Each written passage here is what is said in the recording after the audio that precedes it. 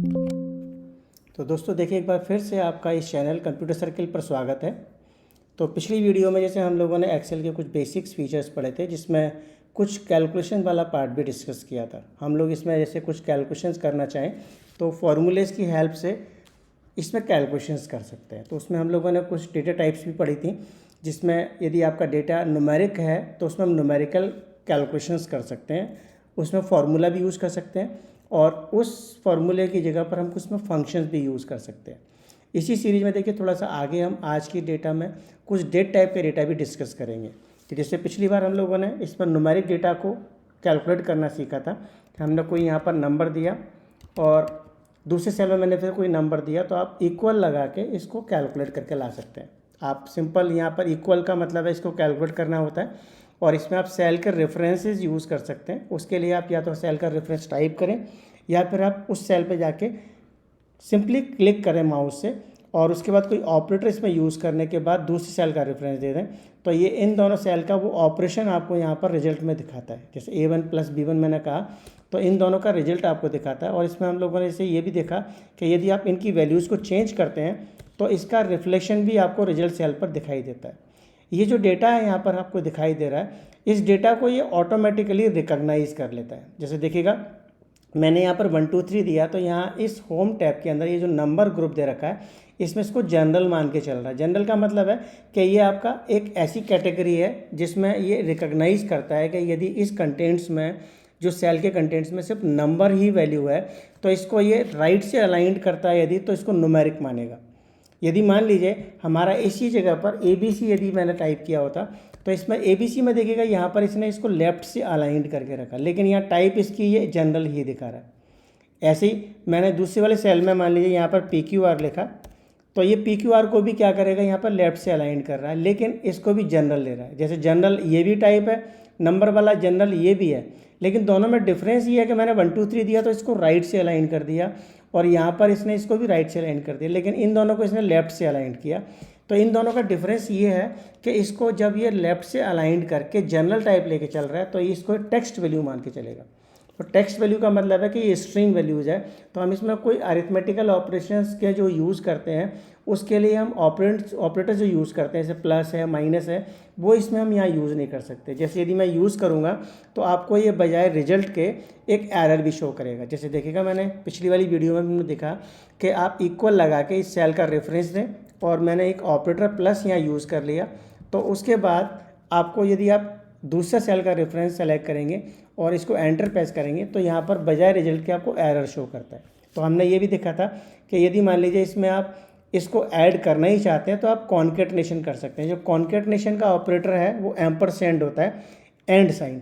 ये जो कॉन्केटेशन का ऑपरेटर एम्परसेंड है, ये एक्चुअली स्ट्रिंग ऑपरेशन में यूज़ होता है जब आप कोई भी दो टेक्स्ट को ऐड करना चाहते हैं।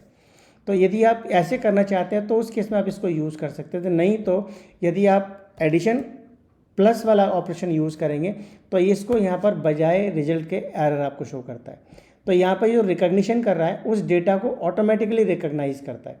इसी में तीसरे टाइप का डेटा भी हम लोग जो यूज़ करते हैं, वो डेटा कुछ हमारा ऐसा है जो हम डेट टाइप यूज़ करते हैं। जैसे मान लीजिए मैंने यहाँ पर कोई भी डेट यहाँ इनपुट करी, सपोज़ मैंने आज की डेट दे दी 2 अप्रैल। तो जब भी आप इसमें डेट यूज़ करते हैं तो एक पर्टिकुलर फॉर्मेट हमको फॉलो करना होता है। डेट का फॉर्मेट जैसे आप लोग जानते हैं कि हमारे यहाँ ब्रिटिश सिस्टम यूज़ होता है, हम सबसे पहले फिर DD और फिर YY यूज़ करते हैं। लेकिन किसी किसी सिस्टम में हम लोग यहाँ पर DD YY भी इसमें यूज़ कर सकते हैं।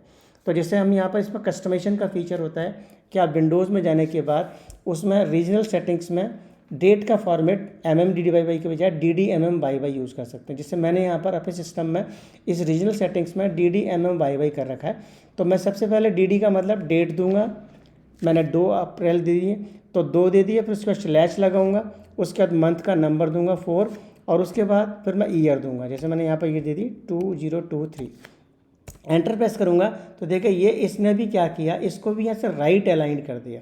लेकिन आप गौर से देखेंगे तो यहाँ होम टैब पर जो आपका ये नंबर ग्रुप दे रखा है, इसमें इसने बजाय जनरल के यहाँ पर इसको डेट कंसीडर किया। इस डेट कंसीडर करने का मतलब क्या है कि मैं यहाँ पर यदि कोई डेट्स की वैल्यूज़ में कैलकुलेशन करना चाहूँ तो ये यहाँ पर डेट को भी कैलकुलेट करके दिखाएगा। जैसे यहाँ पर मान लीजिए हमारी 2 अप्रैल डेट दे रखी है और अब मेरे को ये पता करना हो कि इसमें 10 दिन के बाद या मान लीजिए 100 दिन के बाद कौन सी डेट होगी। तो यदि आप 2 अप्रैल से 100 दिन इसमें ऐड करके लाना चाहें तो थोड़ा एक्यूरेट लाने के लिए आपको मैनुअल कैलकुलेशन करने में ये पहले देखना पड़ेगा कि ये महीना हमारा कितने दिन का है, उसमें कितने दिन जोड़ सकते हैं, फिर अगले वाले दिन में कितने महीने होंगे। तो ये थोड़ा एक्यूरेट हो भी सकता है और नहीं भी हो सकता। तो मैनुअली करने में थोड़ा हमको टाइम भी लगेगा और एक्यूरेसी का एक इशू भी आ सकता है। लेकिन इसके अंदर हमारा बहुत ईजी सा फीचर है कि आप सिंपल एक फार्मूला यूज़ करके इसको डेट को कैलकुलेट करके ला सकते हैं। तो जैसे हम फार्मूला यूज़ कर रहे थे कि आप हमेशा इक्वल से स्टार्ट करिए और जो सेल है आपका डेट, उस सेल का रेफरेंस दीजिए और फिर ऑपरेटर यानी कि प्लस लगाने के बाद जितने दिन आपको इसमें जोड़ने हैं वो आप नंबर दे दीजिए। तो जैसे देखिए मैंने यहाँ पर A3 सेल यानी कि जो डेट मैंने दी है 2 अप्रैल, उसमें 100 यदि मैं जोड़ूँ तो आपको ये डेट यहाँ पर शो कर देता है।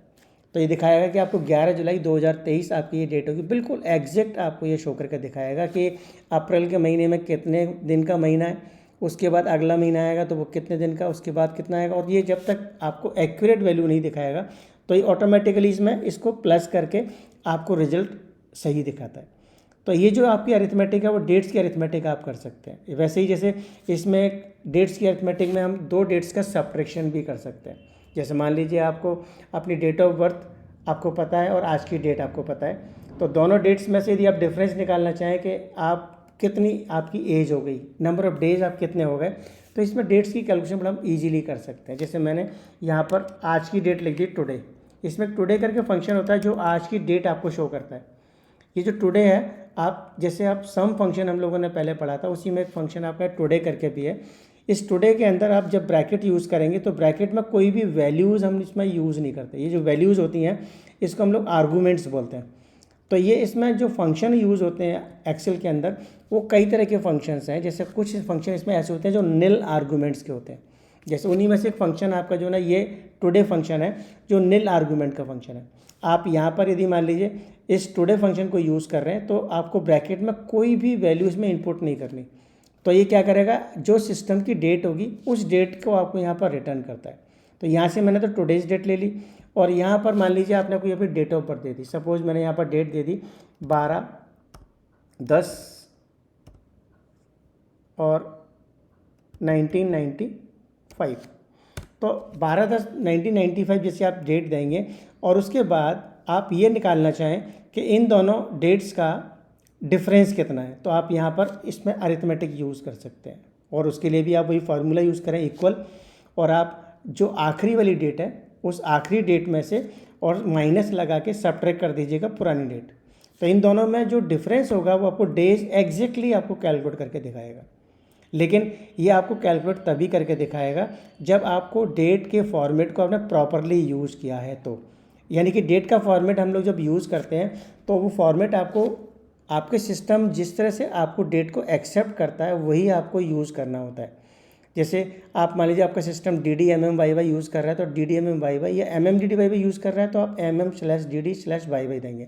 इसमें हम जो डेट और मंथ को सेपरेट करते हैं, डेट को सेपरेट करने में आप स्लैश की जगह पर डैश यूज़ कर सकते हैं। जैसे मैंने यहाँ पर डैश यूज़ किया तो देखिए डैश के बाद भी आपको रिजल्ट यही दिखा रहा है। लेकिन जैसे हम यदि इस डैश की जगह पर कुछ और सिंबल यूज़ करना चाहते हैं, सपोज़ करिए हमने यहाँ पर डॉट यूज़ कर लिया, तो डॉट यूज़ करने के बाद ये आप इसको रिजल्ट को देखेंगे तो आपको बजाय रिजल्ट दिखाने के आपको यहाँ एरर शो करेगा, क्योंकि ये जो डॉट वाली वैल्यू है इसको ये यहाँ पर डेट एक्सेप्ट नहीं करेगा। जैसे मैंने यहाँ पर डेट पहले दे रखी थी तो डेट ले रहा था ऑटोमेटिकली, लेकिन यदि आप इसको डेट लेंगे भी या जनरल भी लेंगे या कुछ और भी लेंगे तो ये आपको यहाँ से उस पार्ट को एक्यूरेटली कैलकुलेट करके नहीं दिखाएगा। क्योंकि जब आप डेट का फॉर्मेट यूज़ करते हैं तो उसमें सेपरेटर जो करेक्टर है वो आपका 2 ही तरह के यूज़ हो सकते हैं, या तो आप स्लैश यूज़ करते हैं या फिर आप इसमें डैश यूज़ करते हैं, लेकिन आप इसमें कोई और सिंबल इसमें यूज़ नहीं कर सकते। तो आप यहाँ पर डॉट के बजाय स्लैश लगाइए या फिर डैश लगाइए। तो इन दोनों को ये ऑटोमेटिकली आपको सब्ट्रैक्ट करके आपको ये नंबर ऑफ़ डेज दिखा देता है। नंबर ऑफ़ डेज़ के भी आप जैसे थोड़ा सा और कैलकुलेट करना चाहें तो इसमें एक फार्मूला का टाइप होता है कॉम्प्लेक्स फार्मूला। कॉम्प्लेक्स फार्मूला ये होता है कि जैसे आप उस फार्मूले को और थोड़ा सा कॉम्प्लेक्स कर रहे हैं तो कॉम्प्लेक्स में आप कुछ कैलकुलेशन उसमें और ऐड ऑन कर सकते हैं। क्योंकि इसमें ये फार्मूला जो है, इस फार्मूले में हम ये भी निकालना चाहते हैं कि जैसे अभी तो आपको ये नंबर ऑफ़ डेज़ दिखा रहा है, हम इसको ईयर से निकालना चाहें तो आप यहाँ पर ईयर निकालने के लिए क्या कर सकते हैं कि इस पूरे सेल को आप सेलेक्ट करें जो फार्मूला आपने लगा रखा है और इसमें डिवाइडेड बाय ईयर, यानी मैं इस ईयर में कितने दिन होते हैं उससे डिवाइड कर दें। लेकिन देखिए जब आप यहाँ पर से इसको डिवाइड करेंगे ना तो A5 माइनस B5 स्लैश मैंने 365 लगाया, तो इसमें क्या करेगा, ये बॉडमास का रूल आपको फॉलो करता है। आप लोगों ने यदि मैथमेटिक्स में पढ़ा हो तो मैथमेटिक्स में बॉडमास एक इसमें रूल होता है। बॉडमास रूल का मतलब क्या देखिएगा, मैं आपको पहले समझाता हूँ। इसमें जो रिजल्ट आ रहा है वो अभी गलत है। ये जो बॉडमास रूल है ये मैथमेटिक्स में रूल होता है कि पहले ब्रैकेट्स कैलकुलेट होते हैं, फिर आपके ऑर्डर्स कैलकुलेट होते हैं, फिर डिवीज़न, उसके बाद फिर मल्टीप्लिकेशन, फिर उसके बाद एडिशन और फिर उसके बाद सब्ट्रैक्शन। तो bracket, order, division, multiplication, addition, subtraction का ये शॉर्ट फॉर्म है बॉडमास। तो जब भी कभी कुछ इस तरह की कैलकुलेशन होती है जिसमें आप एडिशन भी कर रहे हैं, सब्ट्रैक्शन भी कर रहे हैं, मल्टीप्लाई भी कर रहे हैं, डिवाइड भी कर रहे हैं, तो पहले कौन सी कैलकुलेशन कंप्लीट होगी, तो उसके लिए मैथमेटिक्स में ये रूल हमको फॉलो करना होता है। तो जैसे अभी आप इस रूल को देखें तो ये सबसे पहले क्या करेगा, इस माइनस और इसमें से सब्ट्रैक्शन वाला पार्ट सबसे लास्ट में आ रहा है, पहले इसमें डिवीजन हो रहा है, तो ये क्या करेगा, इस B5 को 365 से डिवाइड कर देगा। तो B5 को 365 से डिवाइड कर देगा, उसके बाद इस A5 में से सब्ट्रैक्ट करेगा, तो हमारा रिजल्ट ऑब्वियसली गलत ही आएगा। तो ऐसे केस में आप क्या करते हैं, यहाँ पर इस बॉडमास को फॉलो करते हैं। तो हमको क्या करना था, पहले इसमें से हमको इन दोनों को सब्ट्रैक्ट करना था। तो जब सब्ट्रैक्ट करना था तो मैं इसको पहले ऑपरेशन को कंप्लीट करना है, तो सबसे पहले आप इसमें से B यानी ब्रैकेट वाला पार्ट यूज़ कर सकते हैं। तो मैंने यहाँ पर इस A5 माइनस B5 को, इसको मैंने ब्रैकेट में एनक्लोज कर दिया। तो जब ब्रैकेट में एनक्लोज कर देंगे तो सबसे पहले ब्रैकेट ये कैलकुलेट होगा इस फॉर्मूले के अकॉर्डिंगली, और उसके बाद फिर इसको होल डिवाइड करेगा 365। तो देखिए अब इसका आंसर बिल्कुल सही आएगा कि 27.49 ये आपकी एज होगी। इसमें भी हम बहुत और कैलकुलेशन करना चाहें तो इसमें कुछ फंक्शंस और भी यूज़ कर सकते हैं। जैसे अभी आपको जो रिजल्ट दिखा रहा है वो रिजल्ट दिखा रहा है कि 27.49, तो 27.49 में जो है ना आपका ये 49.49 ईयर्स में दिखा रहा है। आप चाहते हैं कि इसको भी राउंड कर दें, तो इसी में एक्सेल में एक फंक्शन भी होता है राउंड करके, आप राउंड लगाने चाहिए तो राउंड फंक्शन हम लोग यहाँ पर से इसके लिए इससे पहले और यूज़ कर सकते हैं। तो राउंड का जो फॉर्मूले का जो सिंटेक्स होता है उसमें राउंड में आप सबसे पहले ब्रैकेट में तो नंबर देते हैं, जैसे नंबर आपको दिखा रहा है, और उसके बाद फिर आपसे पूछता है कि कितने नंबर ऑफ डिजिट्स में आपको राउंडिंग करनी है। जैसे मैंने कह दिया यहाँ पर 0, तो इसमें यह क्या करेगा कि जो रिजल्ट इसका आ रहा था उस रिजल्ट में डेसिमल के बाद 0 प्लेसेस तक आपको ये राउंडिंग करेगा। तो 0 प्लेसेस जब राउंडिंग करेगा तो 0 के बाद का जो नंबर होगा उसको ये राउंडिंग करता है। तो जैसे 1 नंबर यानी कि डेसिमल के बाद पहली जो डिजिट होगी उसको चेक करेगा। वो डिजिट यदि 5 या 5 से ज़्यादा है तो ये पिछली वाली वैल्यू में इसको 1 ऐड कर देता है, और यदि मान लीजिए वो 5 से कम है तो उसको इग्नोर कर देता है। जैसे इसमें हमारी वैल्यू आ रही थी 27.49, तो ये 0.49 जो है ना 5 से कम है 0.4, तो इसलिए क्या करेगा, इसको ये यहाँ से इसको इग्नोर करके ओनली 27 आपको रिजल्ट दिखाएगा। ठीक है, तो ऐसे करके आप यहाँ पर से जो फॉर्मूले ये बना रहे हैं ये हमारा कॉम्प्लेक्स पार्ट कहलाता है। आप इस फॉर्मूले को और कॉम्प्लेक्स करते चले जा रहे हैं। जैसे मैंने यहाँ पर से पहले क्या किया था कि 2 सेल को सब्ट्रैक्ट किया, उसके बाद फिर मैंने थोड़ा और कॉम्प्लेक्स कर दिया, तो मैंने बॉडमास को यूज़ करके 365 से डिवाइड कर दिया। फिर मैंने थोड़ा और कॉम्प्लेक्स कर दिया तो यहाँ पर राउंड मैंने फंक्शन लगा के इसके राउंडिंग वैल्यू निकाल दी कि हम बिना डेसिमल की वैल्यू देखना चाहते हैं। तो आप इस फॉर्मूले को ऐसे कॉम्प्लेक्स भी बना सकते हैं। तो ये इसके अंदर फीचर है। आप डेट्स की अरिथमेटिक भी कर सकते हैं। इन डेट्स की अरिथमेटिक में हम जैसे कोई डेट्स को ऐड करना है, डेट्स को सब्ट्रैक्ट भी कर सकते हैं। जैसे मान लीजिए आपने यहाँ पर जैसे जो डेट लिखी है, इस डेट को आपने यहाँ पर टुडे फंक्शन यूज़ किया था और यहाँ पर आपने एक नंबर दिया था, उसके बाद आपने इसको सब्ट्रैक्ट करके और उसको 365 से डिवाइड किया और यहाँ पर राउंडिंग भी यूज़ कर ली। इसी तरह से इसमें एक टाइम का फॉर्मेट भी होता है। यदि आप मान लीजिए कोई टाइम देना चाहते हैं तो टाइम के लिए जैसे आपने यहाँ पर डेट यूज़ किया था, ऐसे आप टाइम का भी एक आपको फॉर्मेट यूज़ करना पड़ता है। तो टाइम के फॉर्मेट में हम आवर्स, मिनट्स और सेकंड्स में देते हैं। तो आवर्स और मिनट्स और सेकंड्स में आपको सेपरेट जो करना है, तो जैसे यहाँ पर डेट में तो आप कोलन या स्लैश यूज़ कर रहे थे या डैश यूज़ कर रहे थे, टाइम में आप क्या करते हैं, कोलन साइन से इसको सेपरेट करते हैं। जैसे मेरे को 10:25 लिखना है तो 10 और 25 को मैं यहाँ पर सेपरेट करूँगा कोलन साइन के साथ। तो 10:25 जैसे मैं यहाँ पर एंटर प्रेस करूँगा तो ये देखेगा ये आपको ये टाइम फॉर्मेट लेके चलेगा। यहाँ पर आपको ये फॉर्मेट जरूर कस्टम दिखाता है लेकिन ये आपका टाइम फॉर्मेट है। जैसे मैंने यहाँ पर दूसरा कोई समय दे दिया, मान लीजिए 14:05। और अब जैसे हम यहाँ पर दो डेट्स का डिफरेंस निकाल रहे थे, वैसे ही मैं यहाँ पर डिफरेंस निकालना चाहूँ